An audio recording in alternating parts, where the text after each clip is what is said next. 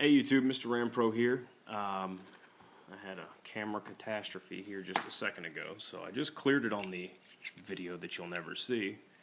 Anyways, nice clear firearm.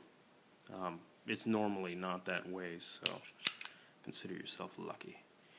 Either way, this video is actually not on the Ruger LC9s. This video is on holsters for the Ruger LC9s, and one in particular.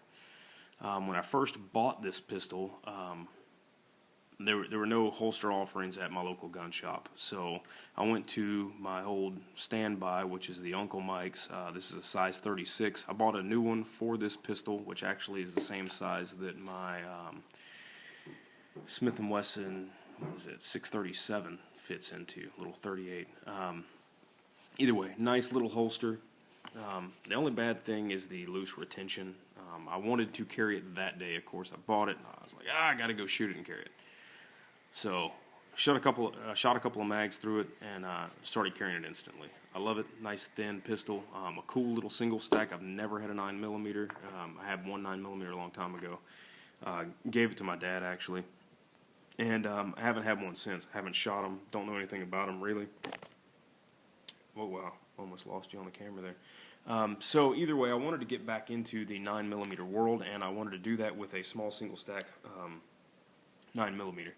So either way, history on the pistol purchase, I guess. I went to this Uncle Mike's holster here, and retention was just not what I wanted. I did not want something that was just going to fall out every time I bent over. I started experimenting with an Appendix carry, and it was actually working pretty well. Unfortunately, the retention here is just not there. So I was doing something, and the pistol slid out and ended up knocking a little dent right here you can see on the corner of the sights, which is kind of sucky, but I mean, is what it is. You can barely see it right there.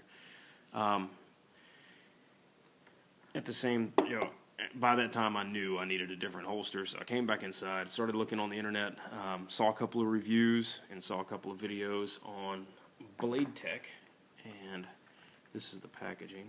Actually, I'm going to try to... Whoa. So this is the blade-trch packaging. Actually, really cool little zip pouch. I've never gotten something quite in a package quite like that before, so it's kind of cool. Unexpected. I was expecting just, another little cardboard box or whatever, that they normally give it.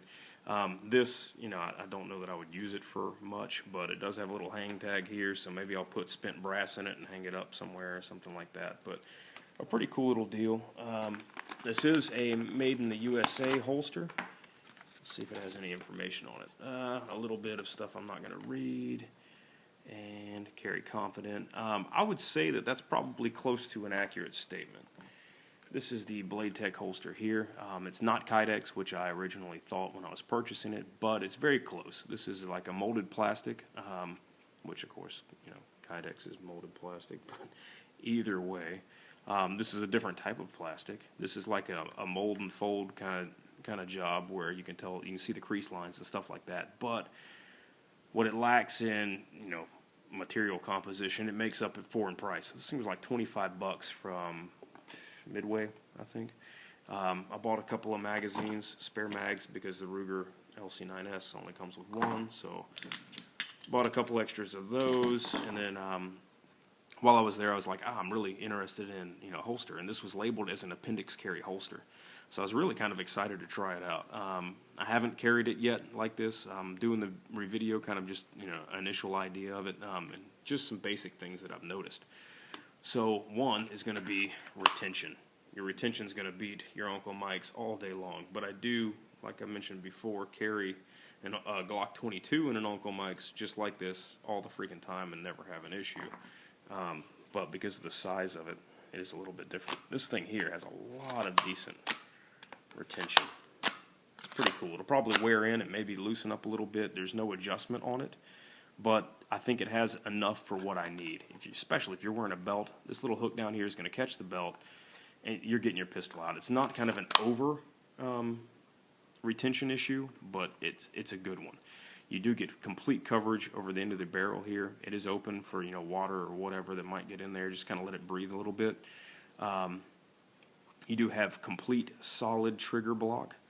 So that's pretty cool. I like the fact that nothing can impact with it. I saw a video or a comment on a blog where one of these things that got jammed in somebody's Glock holster and it went off, his little lip, and it went off and shot him in the butt or something. And I was like, man, that kind of sucks. So I've always kind of been wary of these type holsters.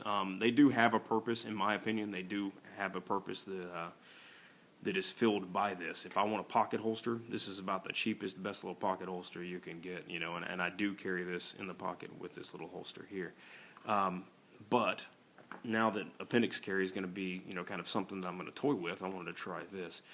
So like I said, you have full coverage here. You have full trigger coverage. You can still get to your magazine release, which, I don't really care to have that. But either way, there's no more extra stuff there. So you can still get a pretty good grab with no issues whatsoever when pulling that pistol out of the case, or out of the holster. You do have a lot of clearance here, so you can carry with the safety on, safety off if you don't have the Pro version, or if you have the LC9s like I do with the safety on it. You don't have to worry about it. So if you don't want to use the safety, nothing's going to hit it, nothing's going to move it, change it, whatever. I practiced pulling this thing out a couple of times on safe and with the safety off, and nothing, that little channel doesn't change anything. It's just clear enough out of the way. Let's see if we can get it. It's clear enough out of the way to where it doesn't impact it or change it whatsoever. So that's pretty cool. We've talked about the clip already.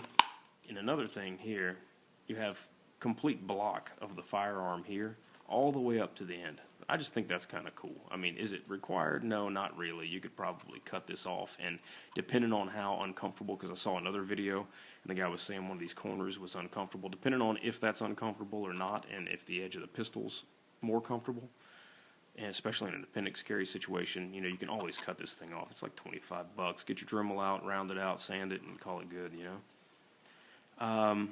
Let's see. You do have a hole here. I guess if you wanted to do something with that, you could. Obviously, it's just a brad that holds it together, but there's no retention adjustment. Sorry, getting a little dry.